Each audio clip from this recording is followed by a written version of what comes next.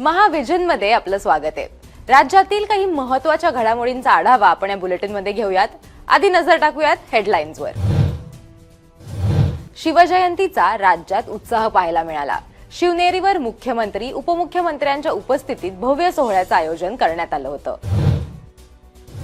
नवी मुंबई आंतरराष्ट्रीय विमानतळावर फेडेक्सच्या कार्गो हबचं मुख्यमंत्र्यांच्या हस्ते भूमिपूजन संपन्न झालं।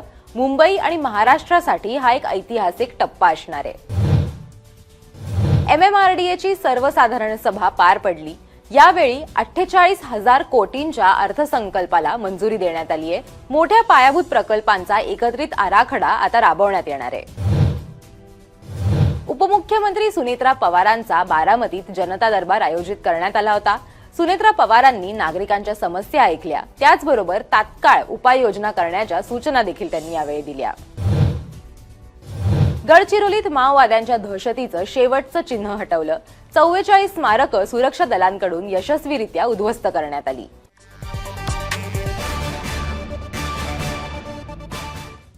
शिवजयंतीचा उत्साह राज्यभरात पाहायला मिळाला। शिवनेरीवर देखील हजारो शिवभक्तांच्या उपस्थितीत जयंती सोहळा आनंदात साजरा करण्यात आला।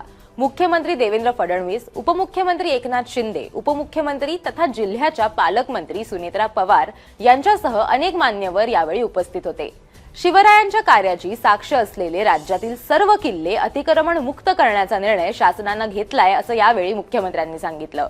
शिवरायांचा आदर्श जगासमोर ठेवण्यासाठी एक महत्त्वाची घोषणा सुद्धा मुख्यमंत्री फडणवीसांनी यावेळी केली।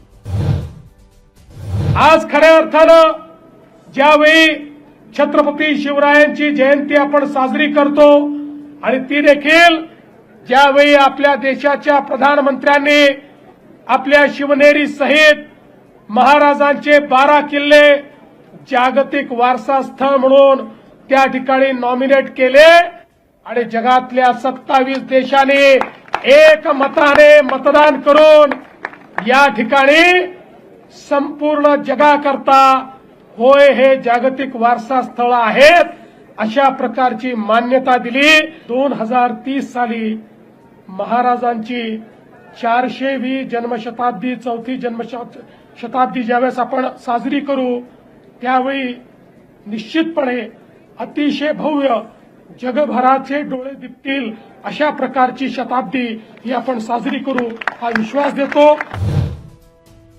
या सोहळ्यात उपमुख्यमंत्री एकनाथ शिंदे यांनी शिवरायांच्या विचारांवर चालत बलशाली आणि स्वाभिमानी महाराष्ट्र घडवण्याचा निर्धार व्यक्त केला, तर उपमुख्यमंत्री सुनेत्रा पवार यांनी देखील भावना व्यक्त करत शिवनेरीच्या सर्वांगीण विकासासाठी आवश्यक निधी संदर्भात आश्वस्त केलं। पुढची बातमी आहे नवी मुंबई आंतरराष्ट्रीय विमानतळासंदर्भात। या ठिकाणी फेडेक्सच्या समर्पित कार्गो हबचं भूमिपूजन मुख्यमंत्री देवेंद्र फडणवीसांच्या हस्ते करण्यात आलं। हा भारत, मुंबई आणि महाराष्ट्रासाठी पुरवठा व्यवस्थापन क्षेत्रातील ऐतिहासिक टप्पा मानला जातोय। I am very happy today that this facility will be facilitating the entire business in the state of Maharashtra. Our dream of making this airport the best in India comes true. यावेळी वनमंत्री गणेश नाईक यांच्यासह लोकप्रतिनिधी आणि अधिकारी उपस्थित होते। बदलत्या जागतिक व्यापारी परिस्थितीत फेडेक्सनं मुंबईत ही गुंतवणूक केली आहे। हा निर्णय भारताच्या आर्थिक सामर्थ्याचा आणि महाराष्ट्राच्या पायाभूत सुविधांवरील जागतिक विश्वासाचं प्रतीक मानलं जात आहे। मुंबई महानगर प्रदेश विकास प्राधिकरण अर्थातच MMRDA संदर्भात महत्त्वाची बातमी आहे। MMRDAची 160वी वार्षिक सर्वसाधारण सभा नुकतीच पार पडली। 9 वर्षांनंतर पहिल्यांदाच प्राधिकरणानं 17 लाखांचा शिल्कीचा अर्थसंकल्प सादर केला। उपमुख्यमंत्री एकनाथ शिंदेंच्या अध्यक्षतेखाली यावेळी मुंबई आणि परिसराच्या पायाभूत सुविधांच्या कामांसाठी 48,000 कोटी रुपयांच्या अर्थसंकल्पाला देखील मंजुरी देण्यात आली आहे। या माध्यमातून ठाणे आणि कल्याण या 2 शहरांचा कायापालट होणार असल्याची ग्वाही एकनाथ शिंदे यांनी दिली। MMRDA अतिशय सर्वसमावेशक अशा प्रकल्पांना चालना देणारी यंत्रणा आहे। 2026-27ला 48,072 कोटी हे बघा असा ग्राफ आहे यांचा।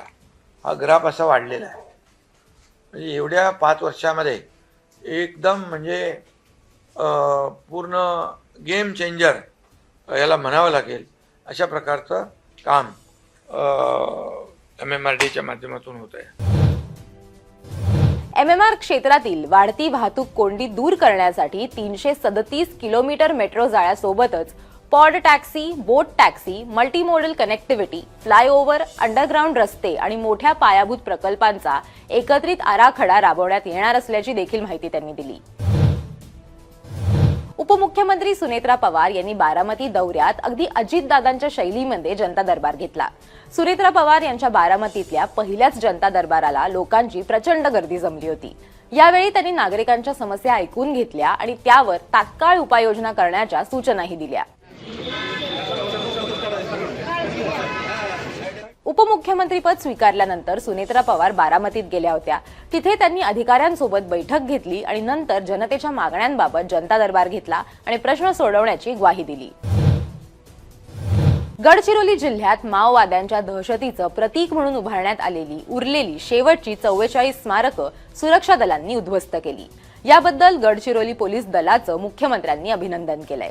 ही कारवाई केवळ भौतिक संरचना हटवण्यापुरती मर्यादित नसून अनेक वर्ष जनतेच्या मनावर निर्माण झालेल्या भीतीच्या मानसिकतेवरती लोकशाहीनं मिळवलेला निर्णायक विजय आहे, असं मुख्यमंत्र्यांनी म्हटलंय. शासनाच्या सातत्यपूर्ण आणि ठाम माओविरोधी धोरणामुळे गडचिरोलीतील परिस्थितीत मोठा बदल झालाय. जिथे पूर्वी दहशतीचे प्रतीक उभे होते तिथे आता प्रशासनावरील विश्वास आणि विकासाची आशा निर्माण झालीय. ही कारवाई गडचिरोलीतील बदलत्या वास्तवाचं प्रतीक मानली जाते.